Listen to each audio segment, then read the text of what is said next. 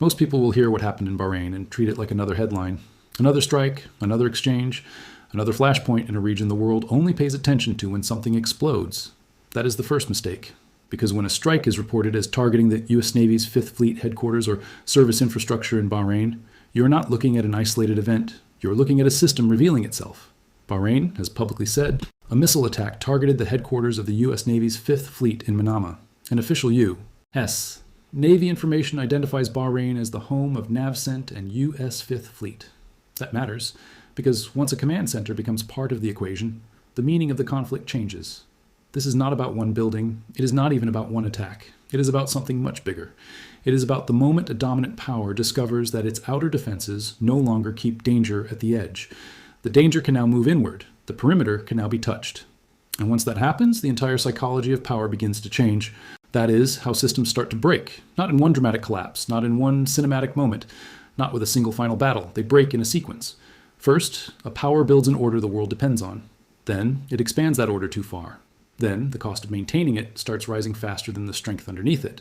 Then the outer world begins testing the center directly. That is the pattern. And if you want to understand Bahrain, you have to understand that pattern first. Because the world right now is already overloaded. Global public debt reached a record $102 trillion in 2024. Total debt remained above 235% of world GDP. Global military spending hit $2, $718 trillion in 2024, the highest level SIPRI has ever recorded. That is not random background data. That is the environment in which this event is happening. Debt is stretched, security costs are rising, the system is already under pressure, and when a stressed system gets hit at a strategic nerve center, the event matters far beyond the immediate damage. Because empires do not fall when they become weak. They begin to fall when they become expensive. That is the real story. A strong order starts with a foundation. It offers security, predictability, trade access, enforcement, rules. Smaller states accept its influence because the arrangement works. It lowers uncertainty. It protects commerce. It gives elites and markets something they can trust. This is the phase when power is still attached to real strength. Industry matters, finances matter, legitimacy matters, social cohesion matters. Then comes expansion. And this is where the rot begins, because success creates temptation. A system that secures what matters begins trying to secure everything. It adds more guarantees, more obligations, more bases, more interventions, more financial promises, more dependence, more emergency spending. The network gets bigger, and because it still looks impressive, elites confuse size with strength. But size is not strength. A machine can get larger while becoming more fragile. That is what overextension really is. Not sudden failure, quiet imbalance. Then comes crisis, a currency problem, a shipping disruption, a proxy war, a debt shock, a political fracture, a legitimacy crisis, a security failure. At first, people treat these as separate incidents. They are not separate. They are symptoms.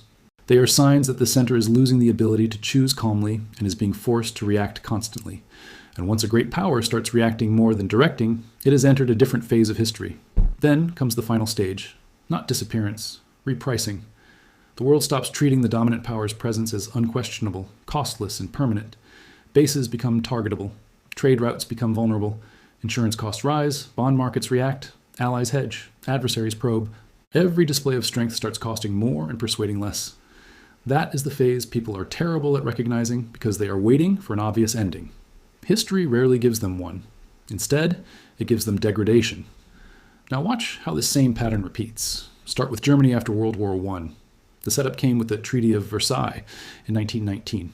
Germany was forced into a political and economic order built on punishment, reparations, and humiliation. A weak internal system was made to carry a burden it could not sustainably bear. That was the foundation, obligations larger than the state's ability to absorb them without distortion. Then came expansion of the contradiction. Germany tried to continue functioning inside that structure. The Weimar state had to manage debt, unrest, social trauma, and external demands all at once. It kept going, but only by leaning harder and harder on unstable confidence. Then came crisis. In 1923, French and Belgian forces occupied the Ruhr after Germany fell behind on reparations. Passive resistance followed. Workers were paid while production broke down. Inflation accelerated into destruction. Britannica notes that the Weimar hyperinflation bankrupted millions, and by late 1923, the exchange rate had collapsed into the trillions of marks to the dollar. That was not just monetary chaos. It was a death blow to legitimacy. The state had failed people in the most intimate way possible. Savings, wages, food, daily life. Then came the outcome. Germany did not vanish in 1923. That is the point. It continued. Institutions remained. Daily life resumed in altered form. But the trust was gone. The system had taught people that the official order could not protect them. And once a population learns that lesson, the entire political field becomes unstable. The collapse is no longer only economic. It becomes psychological. Now Britain. Britain built one of the most powerful orders in modern history. Sea power, commerce, law, sterling, global logistics. London was not just wealthy, it was central. Britain's system worked because it was backed by real naval dominance, industrial output, and financial authority. Then came overextension. World War I did not destroy Britain overnight, but it changed the mathematics of empire. The costs rose, the industrial edge weakened, debt mounted. Yet Britain tried to preserve the prestige architecture of global leadership. It attempted to continue acting like the old center while the underlying balance had shifted. Then crisis hit in waves. Sterling came under pressure. The financial structure weakened. And then came Suez in 1956, the moment the illusion cracked in public. Britain still had ships, still had status, still had imperial instincts. But when it tried to impose its will in Egypt, financial pressure exposed the truth. IMF history notes that sterling came under speculative attack, and Britain was forced to draw down dollar reserves defending the pound. That was the revelation. Military posture means much less when monetary autonomy is constrained. Then the outcome. Britain did not disappear. It was repriced. It still mattered, but not on the old terms. The 1967 sterling devaluation was another reminder that prestige cannot permanently defeat arithmetic. Britain survived, but it survived as a major power inside a system it no longer dominated. Now the United States. This is the case that matters most because it explains the present. After 1945, the United States built the most powerful integrated order the world had ever seen. Bretton Woods. The dollar anchored to gold, naval supremacy, security guarantees, industrial dominance, alliance systems. U.S. power was not a myth. It rested on a productive base strong enough to support the structure. This was stage one in its pure form. Then came expansion. Cold War commitments widened. Military reach expanded across continents. Dollars flowed outward. Domestic spending grew. Overseas security guarantees multiplied. The United States was trying to serve as military protector, monetary anchor, and political organizer of a vast system all at once. That is when the contradiction appeared.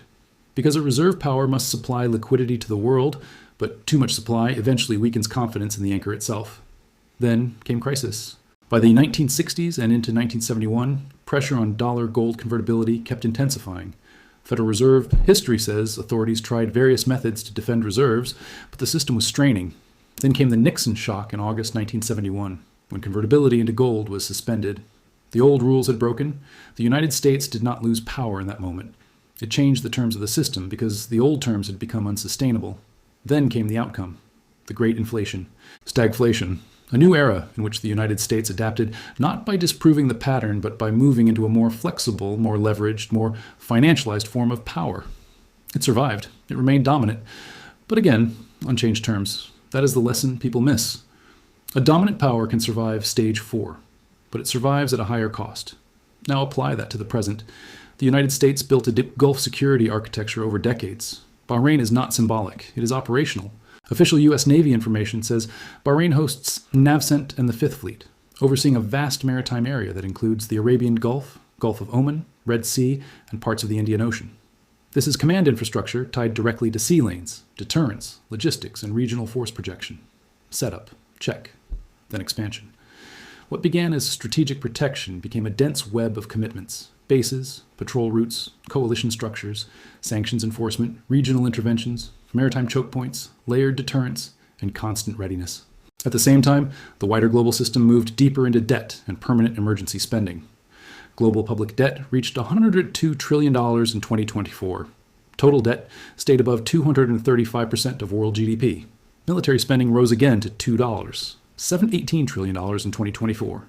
Expansion, verified, then crisis. And this is where Bahrain becomes so important.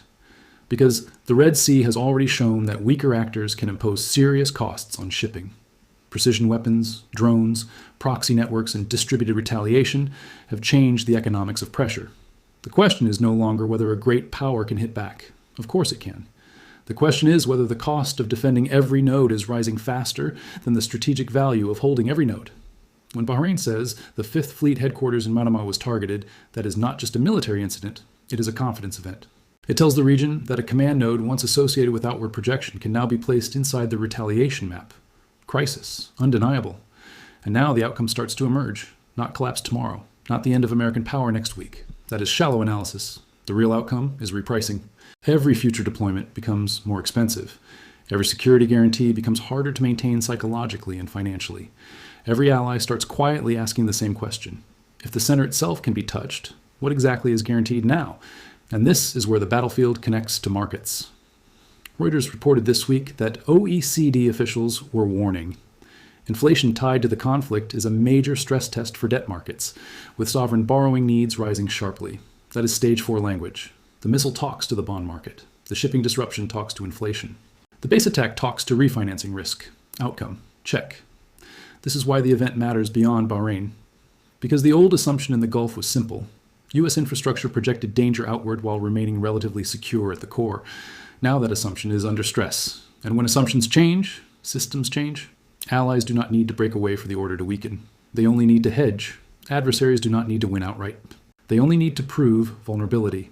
Neutrals do not need to choose sides. They only need to demand better terms from a power whose presence now carries more visible risk. That is how strategic degradation looks in real life. Not silence, not surrender. More cost, less certainty, lower prestige efficiency. And that is why phrases like "the United States is still too strong" miss the point completely. Strength is not the argument. Cost is the argument. Britain was strong in 1956. America was strong in 1971. The issue is never whether the dominant power still has enormous force. The issue is whether it can maintain the full inherited system of commitments, deterrence, financial credibility, and political consent without ever rising strain. History says no power does that forever. And this is also why "this time is different" is such a dangerous sentence. People say technology will save the system. They say financial sophistication will absorb the shock. They say the military is too advanced, the networks are too deep, the institutions are too large. But technology does not repeal overextension. It can increase speed, it can increase range, it can increase surveillance and targeting. What it cannot do is abolish the underlying arithmetic. It cannot erase logistics. It cannot erase debt. It cannot create legitimacy on command. It cannot make an overstretched order permanently affordable. So what should the viewer take from this? First, stop seeing Bahrain as a single event. See it as a reveal, a moment when the hidden structure becomes visible. Second, stop thinking in headlines. Start thinking in stages. Build the order, expand the order, lose control of the cost, watch the periphery test the center. Third, understand that late-stage systems often still look powerful on the surface. That is why people get trapped. They confuse visible force with stable control. They confuse retaliation with restored deterrence. They confuse motion with mastery. And finally, pay attention to the places where the hidden cost appears first. Bond yields, shipping routes, insurance prices, political fatigue, and strategic hedging. That is where the future speaks, before the headlines understand it. The warning here is not that the world has suddenly become unstable.